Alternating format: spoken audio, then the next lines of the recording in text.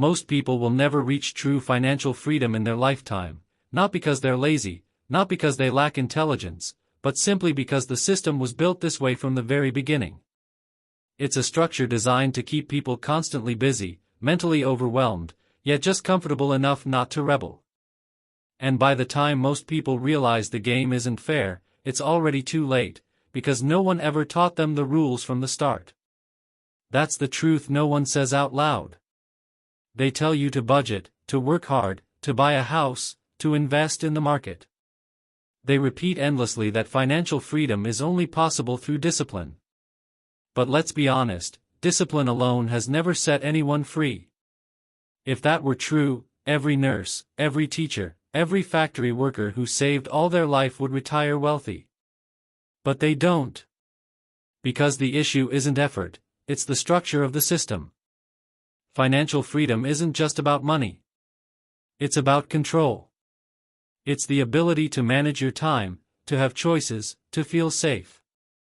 It's the power to say no to a boss, a bill, or a crisis. That kind of freedom isn't handed out, it's built. And to build it, you have to genuinely see what's holding people back. Let's start with history. For most of human existence, wealth was measured in land. Land meant food. Food meant power. In the Middle Ages, 90% of people worked someone else's land. They called them serfs, but they were really workers trapped by debt, rent, and the fear of starvation. Sound familiar? When the Industrial Revolution arrived, people were freed from the land, but instead became dependent on wages. The farm was replaced by the factory, yet the relationship didn't change. Long hours, just enough pay to survive, constant dependence. The same cycle repeated for centuries. In the 20th century, a new idea emerged, the middle class. A group able to buy a home, start a family, maybe retire.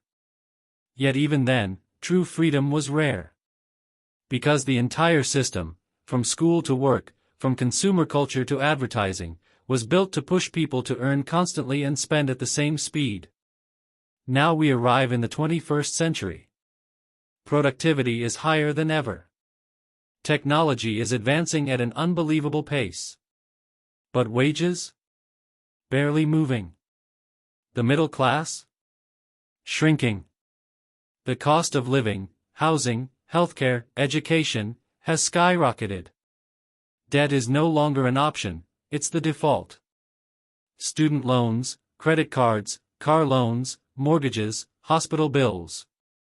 The average household carries over $100,000 in debt. That's the average.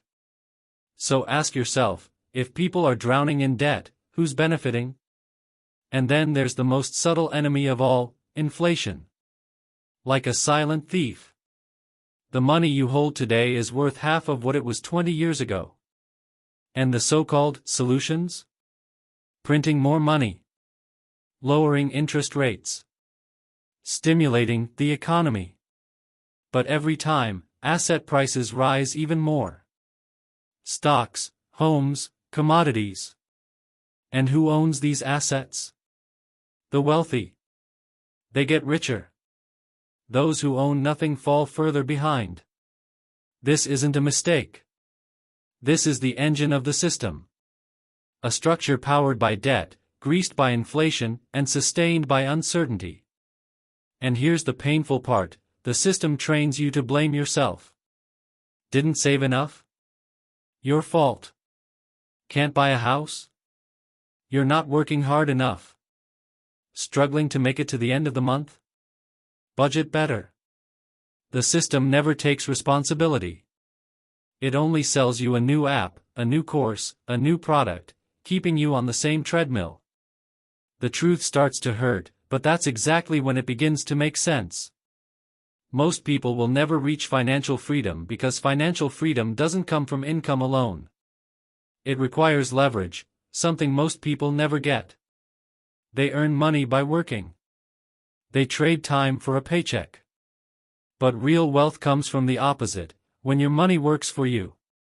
When assets generate income. When time belongs entirely to you. The shift from labor to leverage, that's where freedom lives.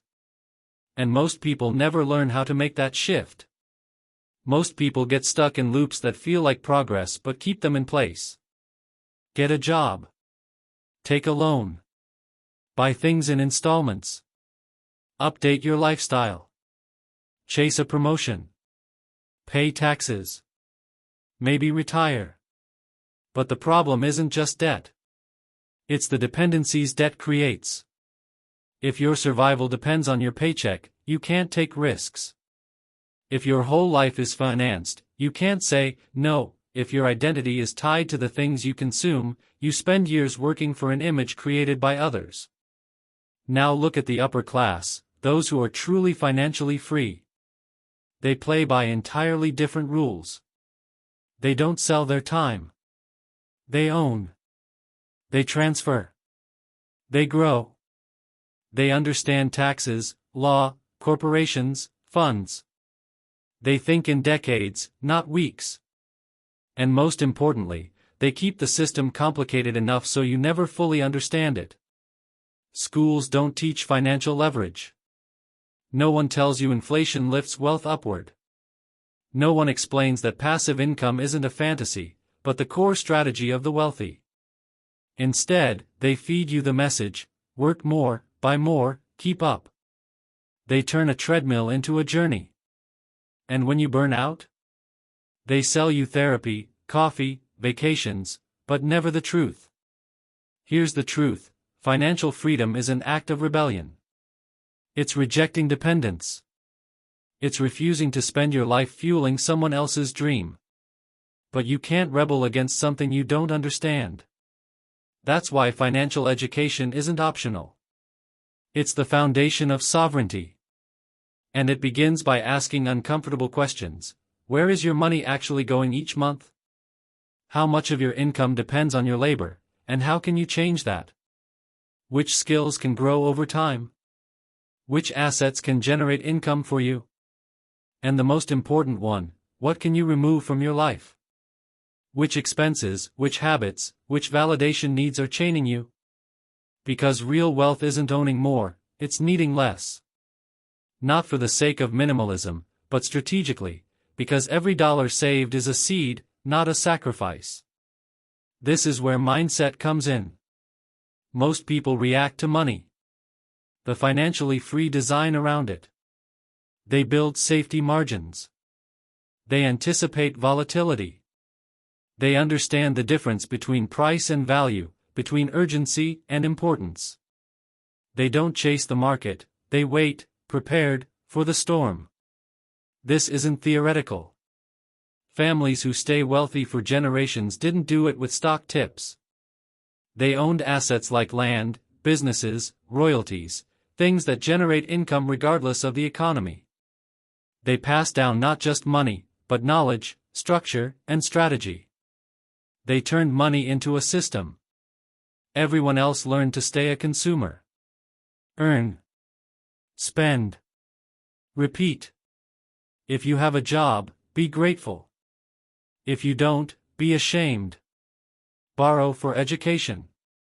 Borrow for transportation. Borrow for a home. And whatever you do, don't ask who's winning.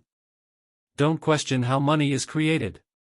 Don't wonder why working more seems to make you earn less. But now you're asking. And that is the first crack in the illusion. So what's the practical path? Not a shiny, easy, fast rich plan. But a real one. First, reduce fragility. Lighten the burdens that make you vulnerable. Sometimes that means moving into a smaller place, selling the car, or choosing a simpler lifestyle. Every bit of flexibility you create is power you reclaim. Second, build assets. Not just investments, skills the market rewards. Businesses that grow independent of your time. Investments that earn even while you sleep. Even the right relationships can be asset. Think long-term. Use compounding.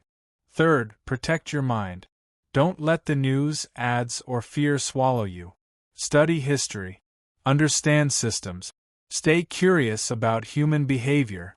The calmer and more aware you are, the harder it is for the system to manipulate you. Fourth, share knowledge. Real power isn't hoarded, it multiplies. When more people understand how the game works, the game starts to change. Because most people won't achieve financial freedom.